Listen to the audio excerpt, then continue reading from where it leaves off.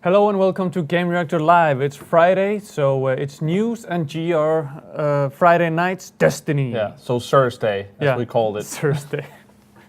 Anyway, we are of course, as always, doing news, and for that we have Bengt joining us. Clicking. Hey. Yeah. For some reason we still have my computer screen down in the corner. Lasse. But hello, hey Bengt. Hello. So, what's been in the news this week? Well, as you may have realized, this is the time of the year when there is a ton of different releases coming out. Yeah, and I think the big story of these releases is that quite a few of them have had issues at launch. It seems like the rush to meet the November deadline in some cases has meant that the games have been pushed out a little bit early, perhaps. And I thought we'd go over the games that have had issues over the last couple of weeks and give an update on what's going on with those games. And I thought we'd start out with Halo: The Master Chief Collection. I don't know, has either of you played any of Halo? No, I haven't far? gotten around to it. I'm gonna jump on it, but like there's so many games coming out now that it feels impossible. Yeah, I haven't had any. And it might be a good idea to wait a little bit as well. Yeah. I was about to say, personally, I played a little bit pre-launch, just the campaigns, and I didn't have any major issues. But of course, as soon as the game came out, and it should be said also that when we reviewed the game, the online servers weren't available, so we played multiplayer in sort of special sessions with Bungie, not Bungie, with 343 representatives setting up the games. So that is partially probably one of the reasons why the reviews didn't reflect the issue. And that's how it often is, that they often set up review events or online sessions to sort of control how... It is often what the game... And of course, there is reason for that. You don't go online with the server before the game is out because you don't want people who've gotten an advanced copy to be able to play the game that way. And also, if they send out the game to a certain amount of people, if you just go online at different times, you all the people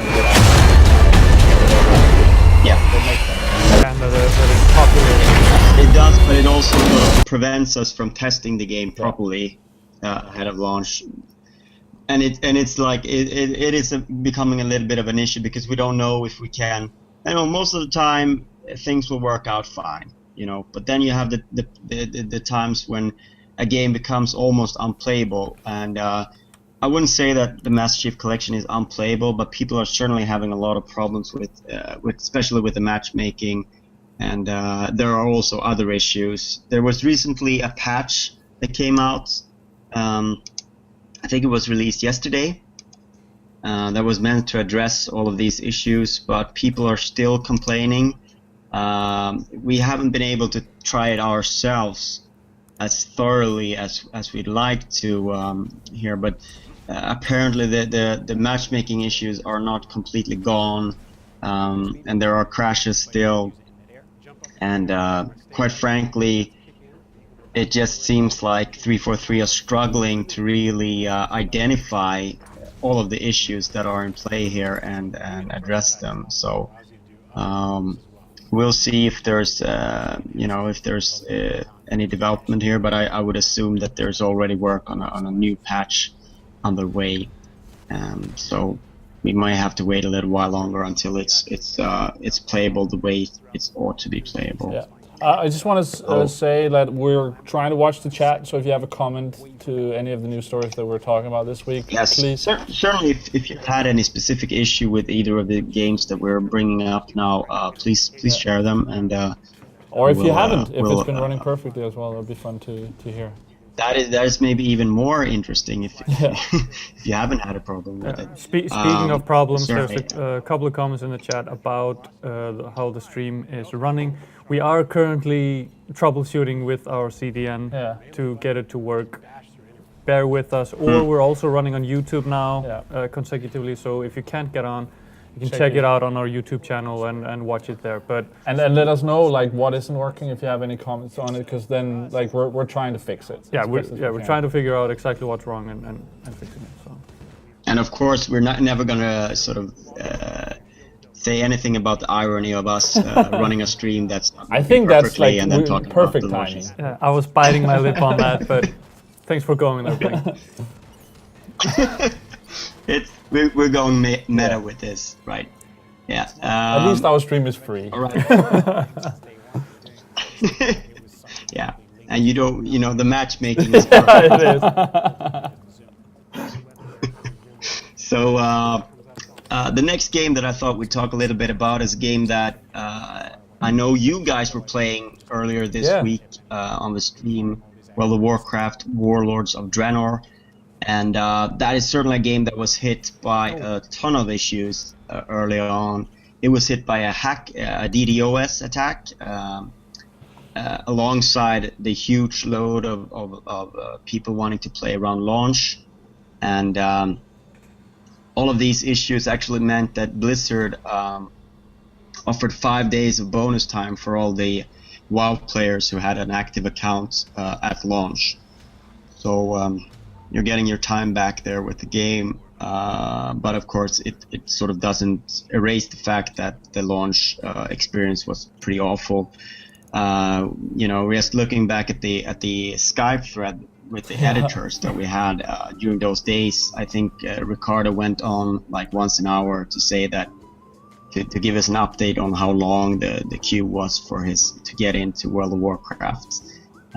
That really says something, that they had a humongous server load, and perhaps what we should talk about as well there is the fact that maybe they weren't prepared for how popular Warlords of Draenor would be. In fact, World of Warcraft is once again surpassed 10 million subscribers. Doesn't it like they know how many people who have ordered it? Like, shouldn't they know? Yeah, but I think it's also returning players, people that haven't played for a while. But people need to like pre-download and all that stuff. Like they must have some incentive of like how many pre-ordered this like update and expansion and like it's. I think it's just a matter of like you are not prepared for how dedicated players will be right around those. I just think like it's no excuse for any of these, but. And I like Blizzard's, I don't know, it's not to attack them more than anybody else, but I feel like they've launched this like multiple times, and isn't it like a problem every time they launch an expansion? Yes. So like... I think the problem is that in order to really make it smooth across the whole game, they have to have a special setup for launch time. I think a lot of publishers are just like counting that, okay, the first couple of days they're going to be way more. Is it worth spending that extra money to get everyone in? And it's just not worth it. Yeah, I mean, and of course also the problem is, you have server populations in a game like World of Warcraft. You gotta sort of have the infrastructure for when it's normal in place. You can't size, because if you size it up to when it's peak, then of course it will feel completely empty once that peak is passed. So I don't know exactly how you make that. I've actually read up on this a little bit with World of Warcraft, and apparently some of those less populated areas, they were running better at this launch, but they were, I don't know how exact. It was like reading stuff where I don't understand half the words, but you would have worlds that they put them together in like so you would log into one server and I would log into a different one, but they would, because there were so people on, and they would put them together as like one world now, which seems really smart. Yeah, and but obviously there's any of these issues could be solved with a ton of money and a ton of foresight, but these companies want to maintain their profitability as well, so it's a balanced act. And this time I think they probably should have been a little bit better prepared, because it took a long time until it sort of got normalized, and occasional still issues there. But what I should say is that maybe they weren't prepared for it being quite as popular and people wanting to get back into it. The game sold 3.3 million copies in the first 24 hours, and growth across all major regions. Like I said, once more over 10 million subscribers worldwide, and it's quite clear that players were excited to sort of travel back in time to the good old days of Warcraft 1 and 2 and experience those characters once more. But yeah, I think the issues are now pretty much they've subsided. They've been able to get through them, and people are probably not as eager to play as they were right at the start. Yeah, so. That's the thing with these sort of launches. It can really kill your want to play a game. I played Drive Club quite a bit before launch, and actually really enjoyed it. It had some problems. It's not a perfect game, but all the like online stuff was running perfectly. There was enough people playing it that you could like send club competitions to each other and stuff. I had a lot of fun. Went to the launch event, had fun with that, and then like the everything just went down, and now I'm like, I want to go back, but I don't even know if I don't even know if I want to do it anymore, because every time you go and check it, it's terrible. Stuff. We're gonna go to Drive Club later and give an update on that. But yeah, World of Warcraft, very, very popular, and that is a big problem. So it seems this is a different kind of problem, I feel, than Halo, and the game we're getting to next, which is Assassin's Creed Unity. Yeah. Another one we had problems with on our stream, actually, on the co-op stream. Yeah. And for people who want to join on that, we're doing it next Wednesday, so you can join up then for the next try of the co-op.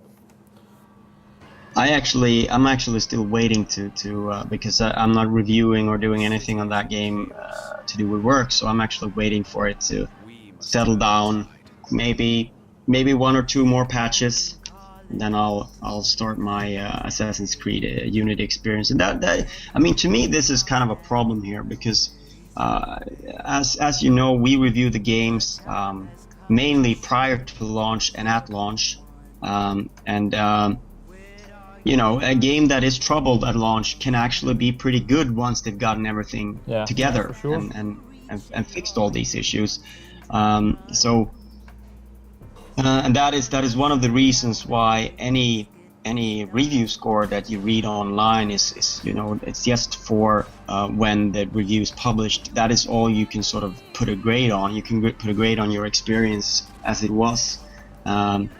And you know, a lot of the time you want to return to games, and also, I mean, this sort of shows the issue where it's you know, you have Unity that has this problem. Maybe it would have gotten a higher score a little bit later on with all the patches, and then you have something like Halo: The Master Chief Collection, which sort of worked from what we could judge prior to release, but then as it released, there was obvious issues with the matchmaking that crippled the online portion of the game. So it can actually swing both ways. Those kind of things. That's why it's good to actually read the reviews, so you can get an idea of those things. Yes, so you can get an idea of what the reviewer has actually played, and so on and so forth. We typically, if there's something that we haven't been able to try, we typically try and write that in the review as well, to make a note of it and maybe return to it later. And also to say, like, okay, I'm giving Assassin's Creed a lower score. Maybe, I don't know if that was the case for our reviewer, but maybe giving a lower score because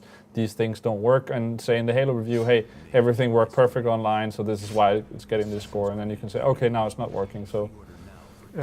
Yeah. I don't know, I mean, maybe it's just a conspiracy theorist within me, but I feel like the past couple of years, there's been like a bean counter within a lot of these game companies, thinking like, okay, if we use all this money on Q&A and you know, fixing the bugs and polishing it, it'll cost this amount of money. If we release it and patch it after release, it costs less, you know, in the long term. And it's just like, it's.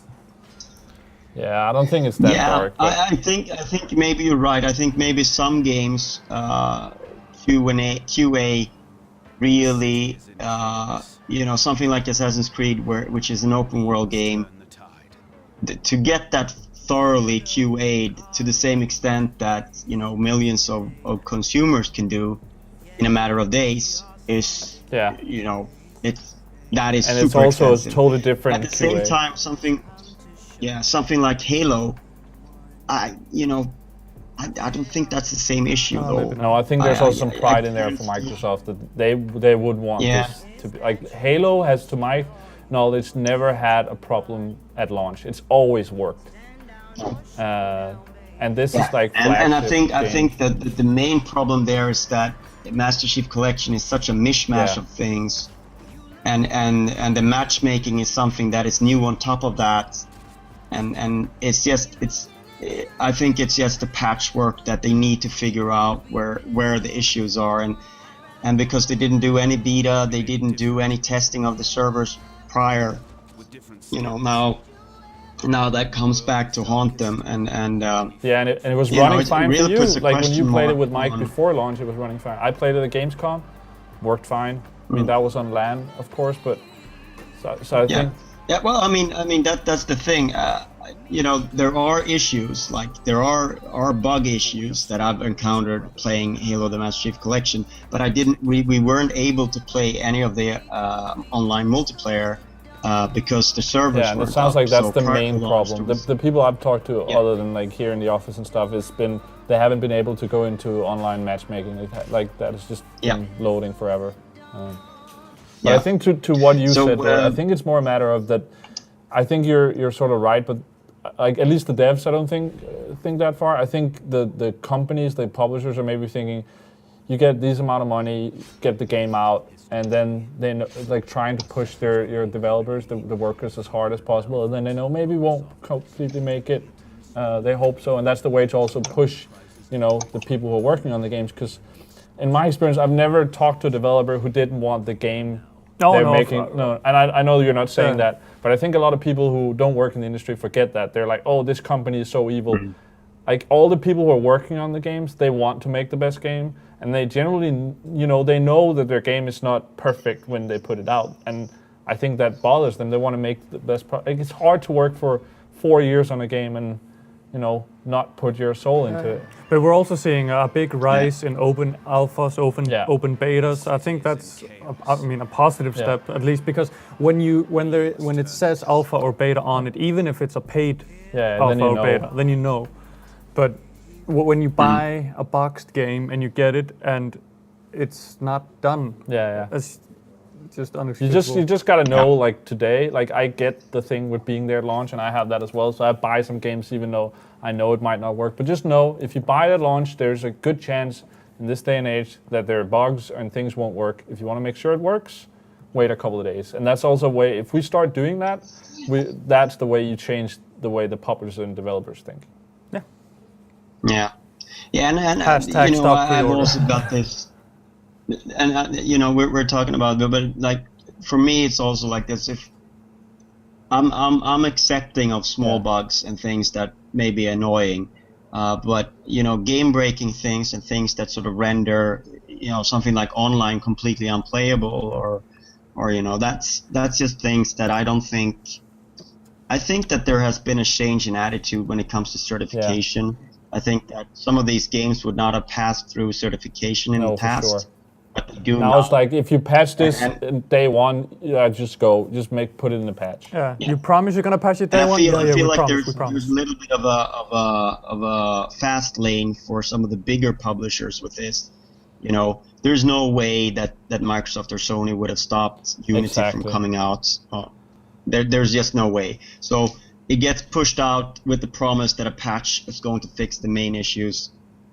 And then, of course, as we all know, the fact when you are patching something later on, it is not the same thing as working on the game and making it work, because there is, you know, there's complications by adding something later that maybe. I actually have a very good example. As being a big Call of Duty guy, there was problems with Ghost last year, but the biggest thing was they've patched something like 4 or 5 months in that meant when you play the game mode Search and Destroy online, about 10% of the times when you played it, you couldn't either plant or defuse the bomb. You could end up having that, and you had that. We had that in tournaments, like for many thousands of dollars. You would have to call off a round in a tournament that they were streaming, because something they patched then changed that bug would happen, and they never, to my knowledge, that bug is still there. People have just gone to the next game, so that is totally a problem. And that's, I mean, I don't think that's okay at all. No, and that is the problem, of course, because patches need to be tested just as thoroughly as the main game, and that is something that, like, the speed at which, you know, Assassin's Creed now, it's getting its third patch, or it already has gotten it. I mean, the speed at that the patches are being rolled out is a little bit worrying to me, because it sort of suggests that maybe these haven't been tested properly, and then that could roll into new issues, and they'll have to update again. But like I said, they are working on Unity, and it is getting better. And I think then the main issues now is probably with the PC players that have a game that is far buggier than the console games. And hopefully the third one that's coming up soon will sort a lot of the issues that we're having, a lot of the crashes, a lot of the co-op connections and stuff like that. And I think the one where you fall through the ground has been fixed.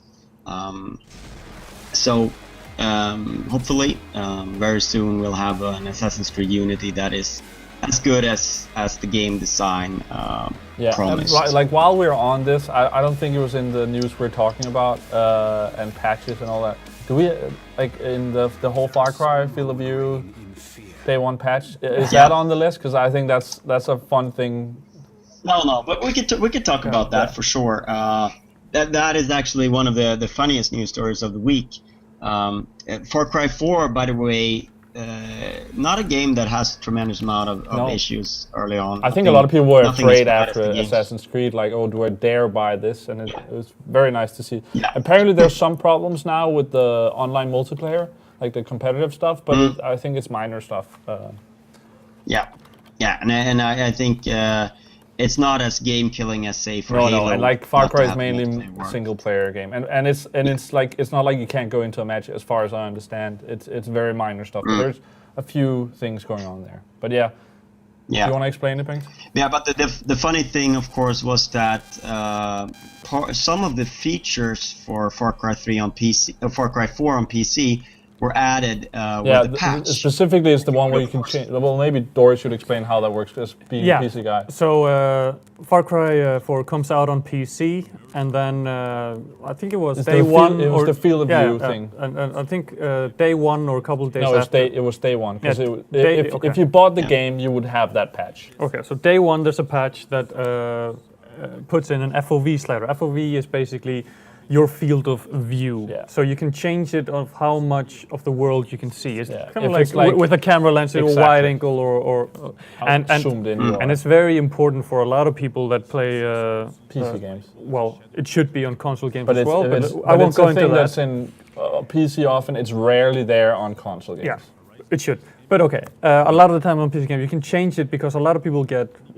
motion sickness or stuff like that. So they added that in day one in a patch, and then a couple of days later, a lot of people were complaining online that the game didn't include FOV sliders. Well, Gamereactor came out. I think it was the Gamereactor. Yeah, Hutchinson or whatever. Yeah, they came out on Twitter and said, "Hey, PC players that are complaining about the lack of FOV, you pirated the game." Yeah. So basically, like, it was a day one patch. I actually think they put that patch up like the day before or something. It was, at least, if you bought the game, it would automatically download this patch. Like, you couldn't download the game without the patch. Yeah. So there's no way you could have the game legally without having that feature. That's just hilarious. And people still, like, they download a game legally and they still complain to the developers, "Oh, how can you do this?" And I mean, again, if it's not even something that breaks the game, it's subtle, but we all know some pirates, right? And we all know that they are the ones that complain the most. I guess this is like good proof of that. Yes. But it's a subtle little thing, and I like that, and I don't think it was meant that. I just think that's the way it happened, which is even more beautiful. My favorite story of that was this this little Game development? Yeah, game I love development that. sim game. Yeah, game developer simulator. Where There was a couple yeah, different ones. if It's you one of them. pirate yeah, where you pirated the game, then all of a sudden, as you were developing games inside Yeah, but the game, and it's like would get when you've trouble. played like 20 hours or something, it happens. Yeah. And then all of a sudden you can't make money because everyone's pirating your game. And the way it actually happens, Which if you is- get a good grade, they pirate your game more. So if you get a bad grade for your game and spend less like money on it, they pirate it less. So basically you earn the same amount of money no matter how good you make the game.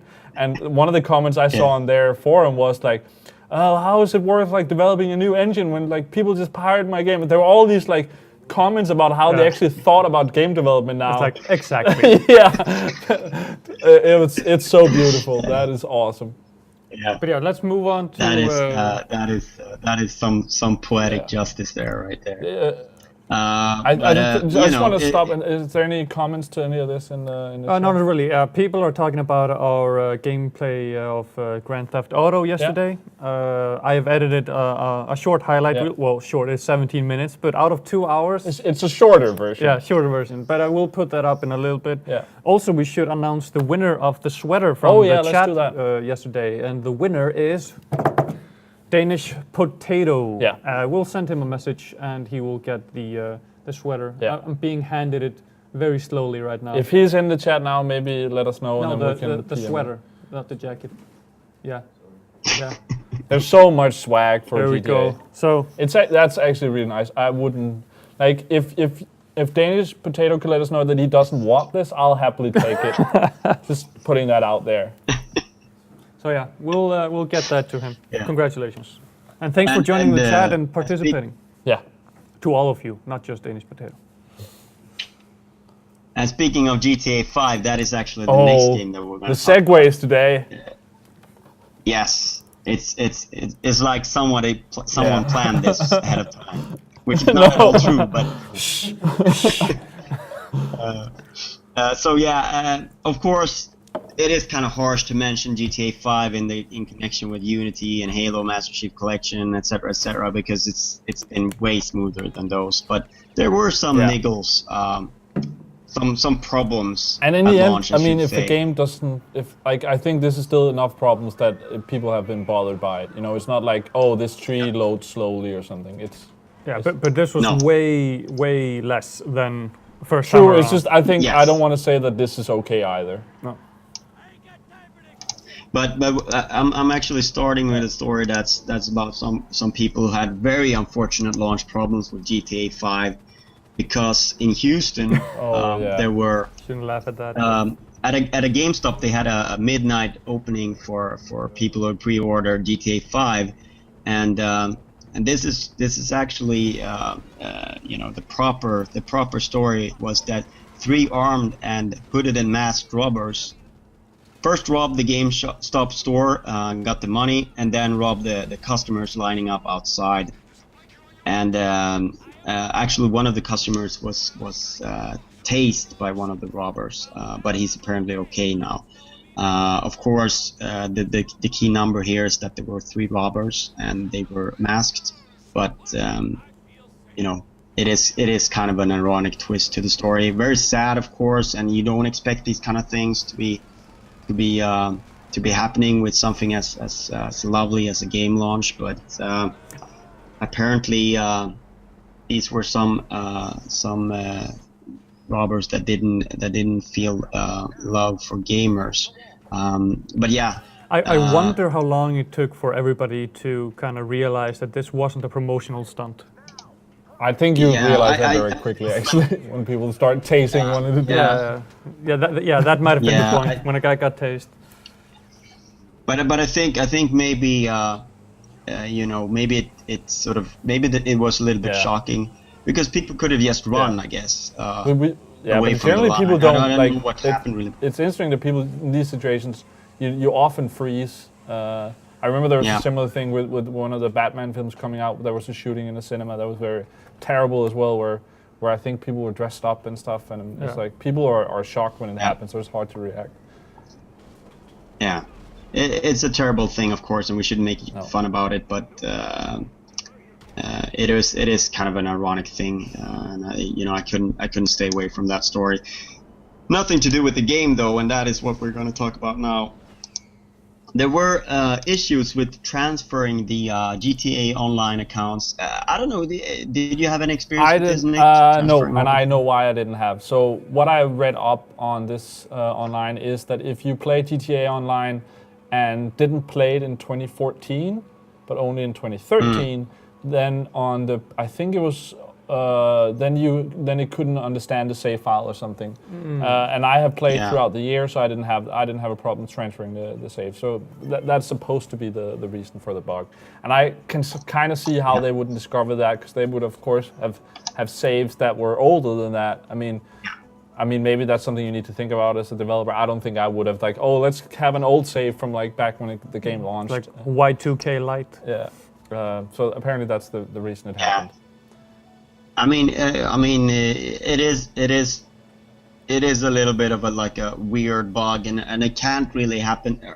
Sort of, you gotta be sort of, if you haven't played it for a year, maybe you're not the most dedicated GTA. There could be other reasons, and apparently there's a fix now. If it doesn't work for you, maybe go turn on your PS3 and save it there and then upload it. But apparently it's supposed to be fixed now. They figured it out. So that's good. That's what I heard as well.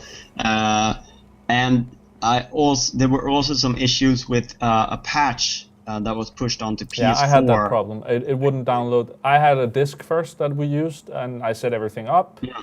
Then I got a download code later, and on that version I couldn't download the online patch, so you couldn't go online.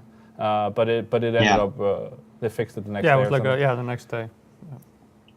Yeah, they actually addressed it and said that it was a regional issue that would sort itself out. But obviously that was very annoying to people who had stayed up till midnight and were trying to get. Then we had there was this week as well, wasn't it, with the whole firmware on PS4, right? I feel like that was this Monday, that PSN was down for some people for many hours, and that meant that it was down up until midnight when a lot of games released, which meant they couldn't preload it on their PS4. They had the maintenance. I actually could go online, so I don't know what was going on with that. I hadn't signed in before, but I guess they just said it to be sure, that they said this is going to be down, so you don't have that thing where they don't say it and it is down. But apparently some people had problems that they had pre-ordered Far Cry, they pre-ordered GTA, and then they couldn't preload the game like you can now on next-gen consoles, and couldn't play at midnight, which I get is very annoying. I suppose maybe because I think it was back up in time for it was. It's just like for instance, when I bought Call of Duty, I bought it and then downloaded it 6-7 hours before the launch. So at midnight there's a timer, and then you can just play it, and that meant that at midnight they had to start downloading the game, and that can take some hours, especially when it's down for everyone, and then everyone needs to download the game at the same time. Yeah, and PSN isn't exactly the fastest. But it's actually gotten a lot better. It took me I think it's an hour or something to download the whole thing, and with patches and everything for Call of Duty. So it's not. Yeah, it's much faster now than when PS4 launched. But it's not a huge problem anymore, I would say. But at midnight, true. If you have to wait an hour or two to play a game that you've stayed up to play, that is very, very, very annoying. Yeah, and I don't know if you found this as well, but when I have multiple things to download on PSN, it's really weird what takes a long time and what goes really fast. I haven't looked at it. Generally, I just set it to download and then leave it, and then it's ready when it's ready. Yeah. Because as it is, I'm switching between Xbox One and PS4, and sometimes I go a couple of weeks without playing anything on PS4. And when I turn it on, I have quite a few updates because they get pushed. Yeah, that's true. Which is a good thing. I like that about it. Unlike the Xbox One, where you have it to the. You think you're gonna play a game. Don't you have the automatic stuff? And doesn't it turn on in the night and then download the patches?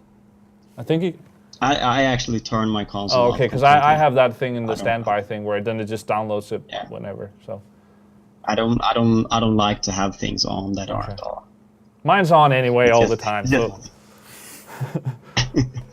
Yeah, But either way, when I do, it is a little bit odd to see that the speed is very different on the different files. Some really take a long time, even though they're very small. So I'm not sure exactly how they built that stuff up. But in other GTA 5 news, and I think this is our most popular news story of the week, is the fact that you can play as a seagull, or actually that's only one of 27 animals that we showed the chicken off in the stream.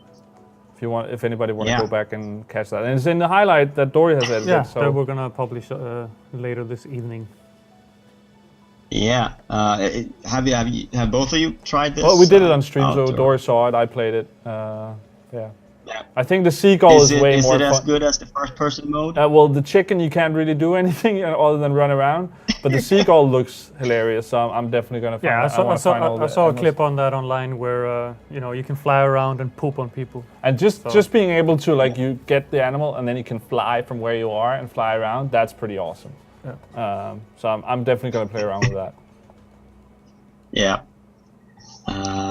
Very, very interesting little thing, and it hasn't really been publicized until the game was released, so that was nice. Some people found that out, and now I'm like, what else is in there that we don't know about?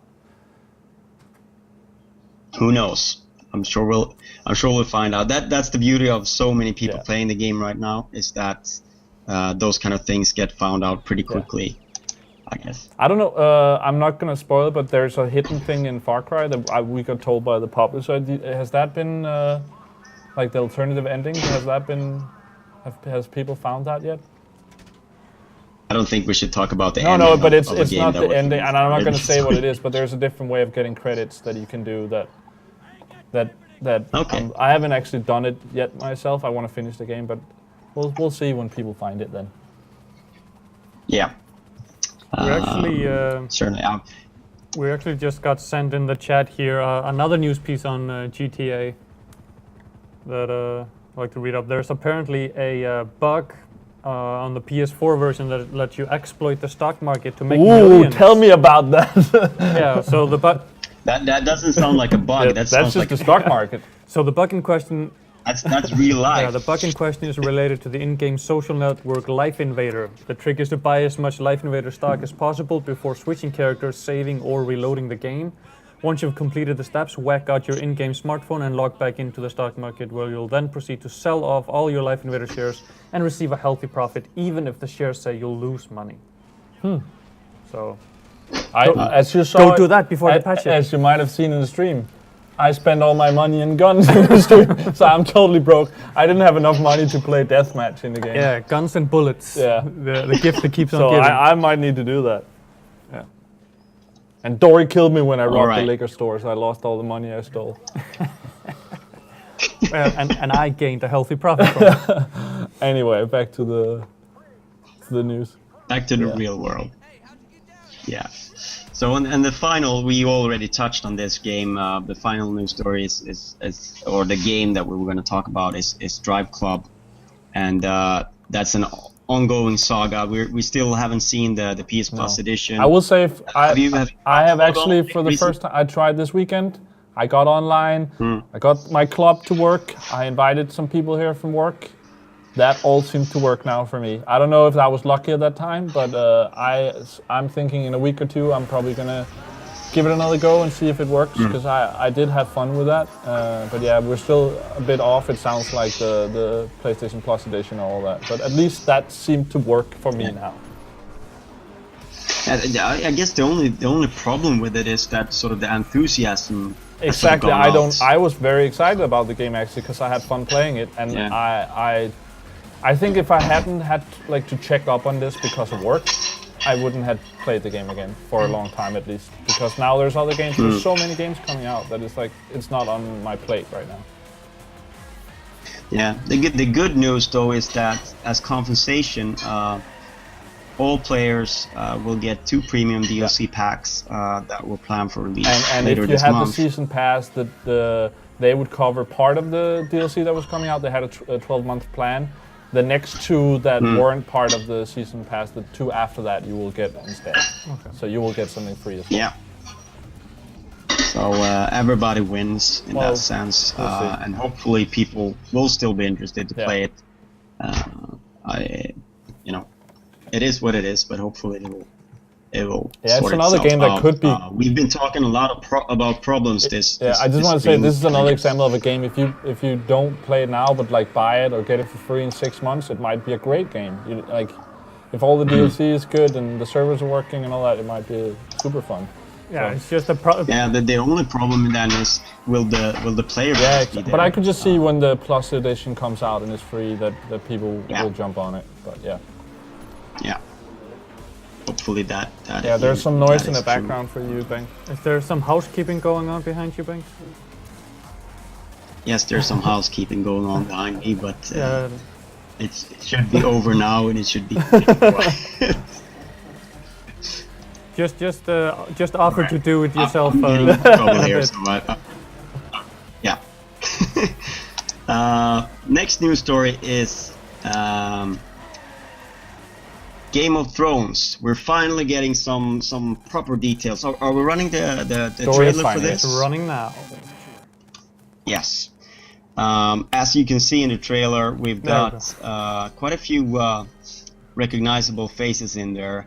Even though, of course, the game is going to focus on House Forrester that haven't really been seen in the TV series, and in the books they're sort of just in the background a little bit. They're not at the forefront of the that's smart. Of the saga. I like that. But we are getting. It certainly seems like some of the notables from King's Landing are going to be in the game. Cersei Lannister. They got the voice of Lena Headey. Tyrion Lannister, Peter Dinklage, Marjorie Tyrell, Natalie Dormer, and of course Ramsay Snow, who is perhaps the most gut-wrenching character in the whole book, and all of the books, and then the TV series. Ivan Rion is also going to be in there. Is this the first season of the TV show? Like, is that the time frame of the first book, or when is this, like, time-wise? Time-wise, I think it's during the series. I'm not exactly sure when it is. Looking at this, it looks like season some 1. of the scenes. No, some of the scenes are from way later. Okay. So it seems to be very mixed. I imagine you'd do anything to prevent that. I would assume it certainly yeah. seems like it's after sort of Cersei and the Lannisters have sort of seized power in King's Landing. So I would assume that it's past season 1 at least. It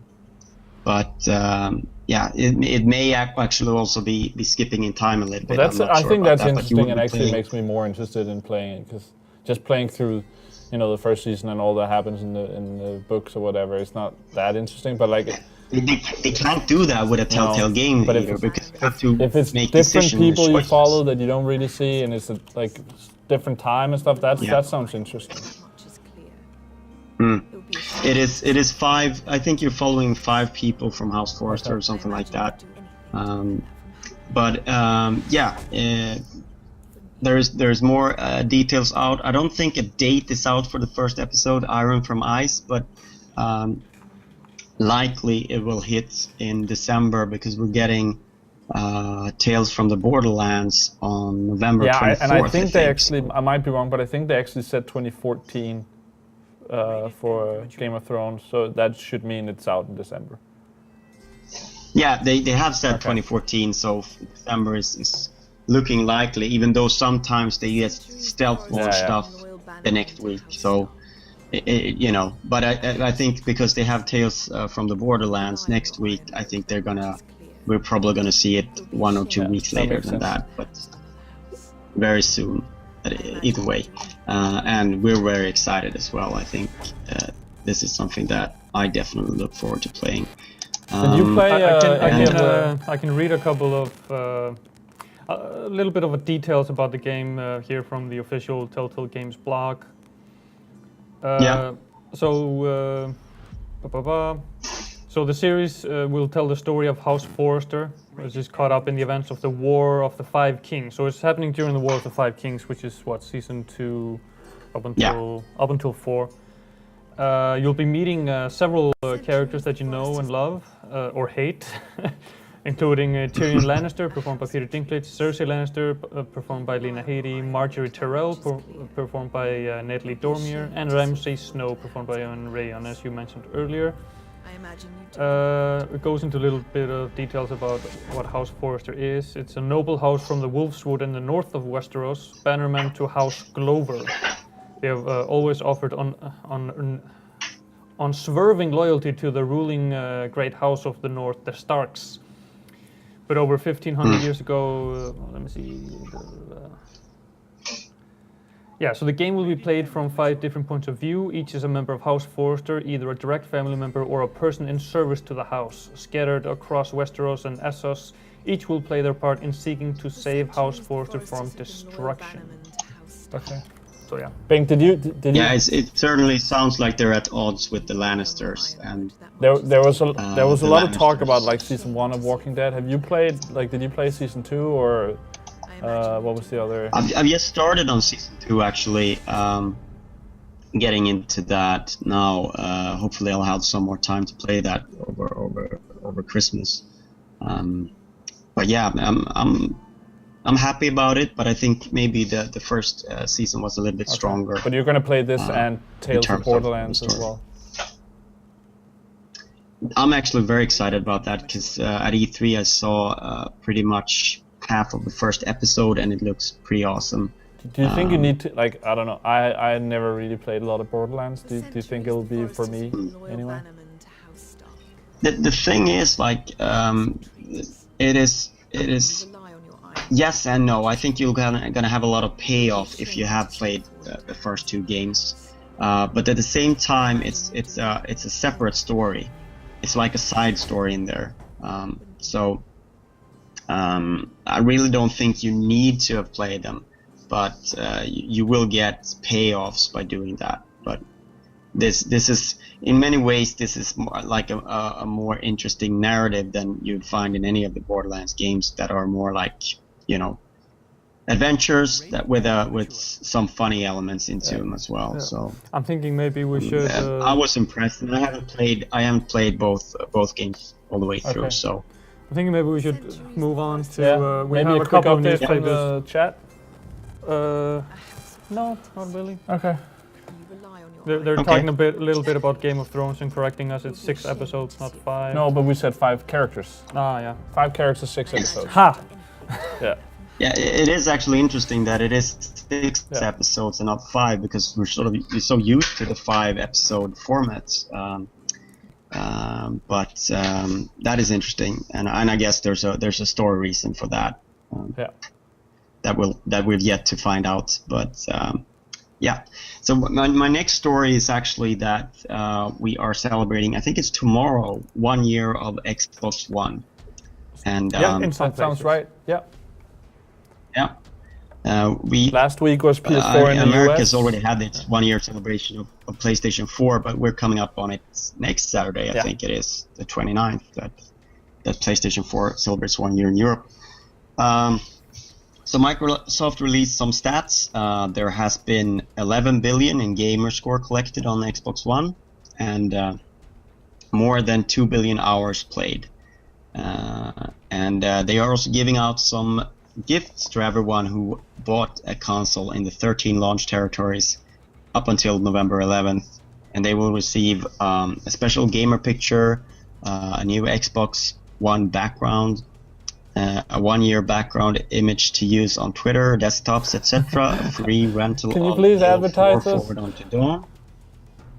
And Americans and Canadians will also get a free rental of See, that Dragon was Ball what I Z was Battle of the wanted. Gods. Like, free thumbnails and ways to advertise Yeah. on Twitter. That, like, give us a free movie or a free game or something. Yeah, but there is also a big raffle with a lot of prizes that are being given out to anyone who's eligible to this. And of course, again, the best prizes are only in America, and that is console bundles, the likes of the Sunset Overdrive So bundle. wait. Or, If I bought an Xbox in the Hold on. US, I can win an Xbox? yes, one for you and one for your friend, Okay. right? All right. But there's also a lot of digital things for games like GTA 5 or Battlefield 4 or Peggle 2, a lot of different things you can win. There's a full list, of course, out on Xbox.com or MajorNelson.com. A lot of different things you can win there, and it's just bonus stuff. So there's no need to sort of, it is what it is. But I want that Call of Duty. Celebrate 1 year, and sort of related to this, it has been revealed that there has been 1 million Xbox One units sold in the UK so far. Of course, PS4 reached that number in September, so they're lagging behind a little bit. But an interesting piece of news is that, according to the same sources, Xbox One is outselling PS4 in the UK for the last 3 weeks running, and that is a bit of a new trend. And of course, they've had some great bundles and first-party releases, like Halo, for instance, and of course they had the Call of Duty bundle, and before that the Sunset Overdrive bundle. There was a thing with FIFA as well, wasn't there? Or maybe you just got the game on top for free or something like that. Yeah, FIFA was the one that they started out the fall with. So they've had some great bundles, but over the last 3 weeks, I think Call of Duty and Halo have probably been the main drivers for the console. Forza Horizon 2 and Sunset Overdrive, of course, also helping. But it's a little bit of a momentum and that's shift, also all like really good games where like PlayStation has had problems with Drive Club and had to postpone some games to next year. So yeah, they could have certainly done with a big title in early November, but you know, they're still doing great, and all the third-party games are selling very good on PS4. You can see that it's outselling the Xbox One versions in the UK. But maybe this is sort of an indication that the race is going to be a little bit closer in the UK than we perhaps thought a few months ago. So interesting to see where that leads us with the UK and the US market, which I believe the US market maybe sort of, it usually is kind of similar to what the UK market is like. So the next MPD would certainly be interesting to see if Xbox One might have actually jumped ahead of PS4. But so far, PS4 has stayed ahead in the UK. I'm keeping a high tempo here just so we can get through the last few news. With 8 minutes, you don't get any of my Destiny time. First, before we, there's a question from the chat directed at me and Nick, but I'm going to throw it over to you, Bengt. What is the main reason behind Xbox One sales in the UK? The price cut or the games? What's your take? In the UK, there hasn't been the $50 price cut that they had in the US.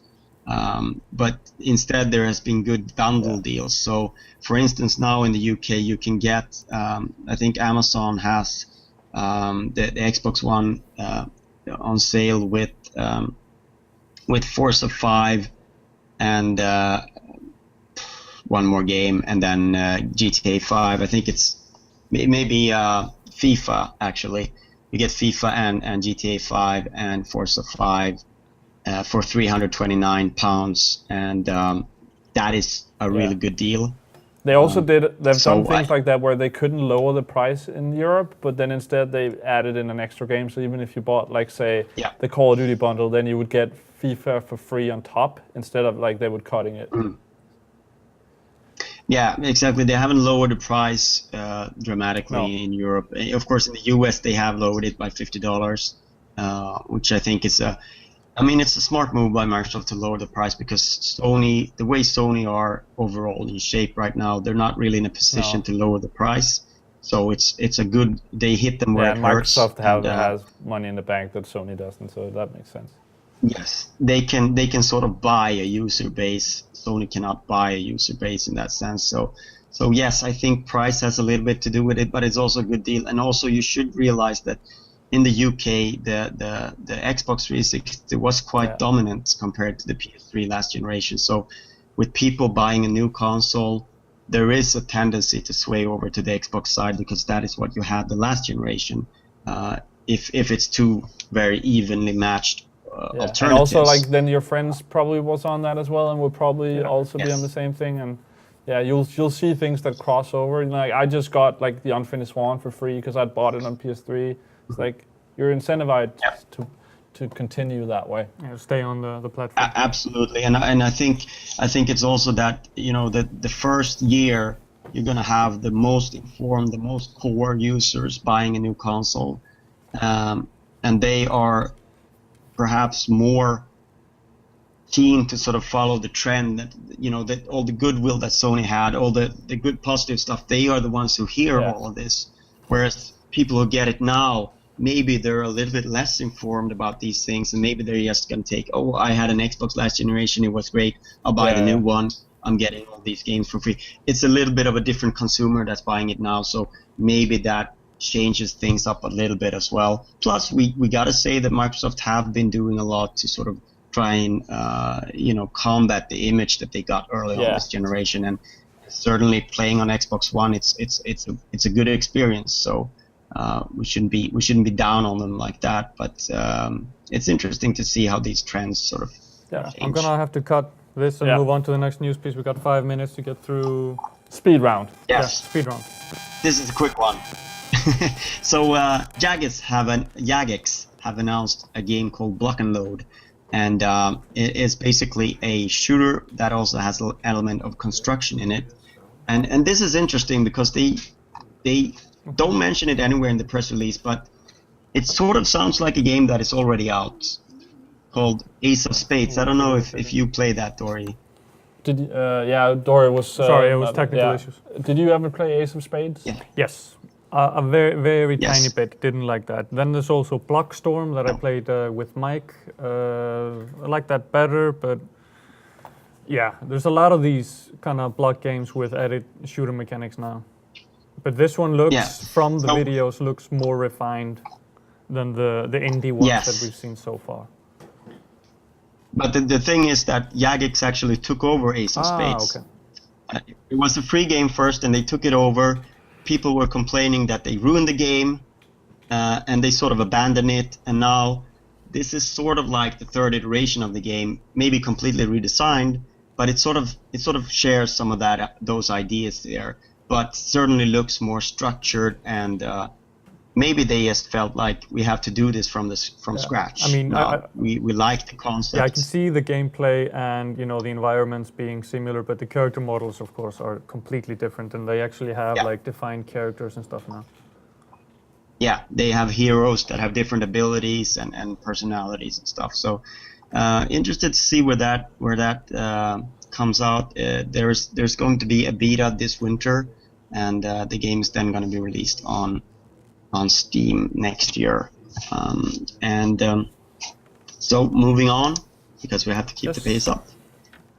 There has been a development on the App Store where premium games, or free apps for that matter, completely are no longer given the button free where it says free on it. Instead, it says get. And this will be different in different countries, obviously, but the gist of it is the same. Free is no longer free. Instead, it's just get it. Yeah. One has to ask oneself: is this a legitimate thing where Apple is actually trying to be helping out consumers to realize that freemium games are probably not free? Or is it more of an ass-covering maneuver to sort of get themselves out of potential problems with the European Union, etc.? We don't really know that, but it's a little tweak that I'm not sure how much it's going to change. What do you think? Do you think it's significant that it says get instead of free? I mean, I think it's, like it says in the news piece, a step in the right direction. Yeah. But I'm going to say it's not because of that Apple is afraid of pressure from the EU. It's because South Park tackled this 2 episodes ago. Jesus. The power of South Park. Yeah, I think you nailed it there. I think that is the reason. But yeah, certainly. And there's a related news feed that broke this week that Johnny Lydon actually has spent around £10,000 on various iPad or as he ads. said it, 10,000 fucking pounds. Yeah. I do tend to think that maybe... Didn't he choose to spend the money? Exaggerate, but you never know with John Rodden. Didn't he choose to spend that money? Yeah. But why is he like then? He sounds mad about it. Now it's Johnny Rotten. Okay. Yeah, he's always mad. Great, another one of those. But yeah, he played games like Game of War and Real Racing and Game of Thrones, I think. And I'm just amazed that you can spend that was my amount of thought, money, actually. But also that he has and, £20,000 to spend. That's another thing. Well, I think that there's still royalties rolling in for him, so he can probably make do. But it was interesting. It was an article in, I think it was the Telegraph or the Guardian, where he, it was actually from the financial pages where they asked him about his personal finances and stuff like that, and that this came up in something where he felt like he'd spent stupid money. Yeah. Been stupid about something. Next news piece. Yes. This one is one of those financial news pieces. Majesco, publisher, has been around for a long time, is now struggling, and and this is something they filed themselves. They have substantial doubts about our ability to continue as a going concern, which is basically setting themselves up to file for bankruptcy. Majesco has sold off their online casino-related business. That was going to be their big thing after they abandoned a lot of the casual games. They did a lot of money on Zumba, the Zumba fitness games earlier, but they had to abandon that license, and a little bit of the air went out of that sort of that fitness business. Of course, they have their indie label, Midnight City, that recently released Custom Quest 2, but now all of this is sort of in doubt, and we don't really know what's going on. But it certainly looks like things might end badly for Majesco. And I think that's all the time we've got. We have I just wanna, 1 minute for last story. Ask quickly, do you know if Midnight City is a subsidiary of Majesco or if they're part of the company? So, like, if Majesco goes under, is Midnight City in danger, or? I think that it's a wholly owned subsidiary, so I don't think it's gonna. I think it's gonna go under if Majesco goes under. Who cares then? Because there isn't really much more to Majesco than Midnight City at the moment. They're not developing any games themselves. It's basically just the company, the parent company, and then Midnight City is the only thing that, as far as I could tell, that's still an ongoing thing. Cool. So let's jump very quickly through the last news piece then. Yeah, the last news piece is really just the news coming out that Elite Dangerous will require an online connection at all times to play. Which is something that the fans have reacted strongly against. Of course, it was kickstarted, so a lot of people sort of feel like they kind of own the game, if you will, and that has caused a lot of this has caused a lot of concern, because people fear that maybe in a couple of years down the line, maybe Frontier will move on to something else, and they won't keep the servers online, and then you'll have a game that is huge that you can no longer explore. People are probably planning to play this for 5-10 years, because it's so huge that to explore it all is going to take a very long time. But of course, the Frontier position is the data set and the processes are huge, and not something that would translate offline without considerable compromise to the vision. And you can sort of understand that as well. So I think where this needs to end up is somewhere along the line they sort of meet together and say, hey, this is our plan. We want to keep this game running for this amount of time at least. Yeah. And if something happens that sort of prevents that, maybe the servers need to transfer over to the community, something like that. I think that would solve the situation. But obviously for Frontier, they probably have just as ambitious plans as the players. They want to keep on going for 10 years, I'm sure. So, I think it's more a communication issue, and the fact that they're actually talking about this late in the process is kind of bad communication policy, I would say, because the game is coming out very soon. So maybe they should have talked about this a little bit Yeah, earlier. if you guys go back and watch our Gamescom interview on Elite Dangerous, you can see just how lofty their ambitions are with the game. I mean, they're building this basically as a full game, and then every update is going to be like a game in itself, bringing in first-person mode, bringing in landing on planets, bringing interiors to all the space stations, and all that stuff. It's going to be insane. Yes, and hopefully they will be able to do all of that, but that is something that we'll have to wait and see on. But I think that players' concern is more about whether there's a risk that one day they'll wake up and the servers have been turned off and they won't be able to play the game anymore. So you can certainly understand that those fears are out there. But yeah, I'm gonna stop taking time away from Two Nick. comments from the chat. talk One about- was, I like that this is speed news, but it's taking as long as the other news pieces. Well, yeah, a lot to discuss. And the third one, Yes. just because it was posted a couple of times. Have you guys read the Song of Ice and Fire books, Game of Thrones books? No. Not all of them, but I've read a few. I think I dropped out halfway through the last one, partly because I got tired of George R. R. Romero explaining food and describing everything they were eating, and then the other part was because my Kindle was stolen. So Yeah, I think that's when he's having problem coming up with stuff. He will just describe food. and I mean, right? after this many years of war and famine, everybody's still having a feast. It's Well, we're only hearing the story of the fortunate ones. So But yeah, let's move on to GR Friday Night's Destiny.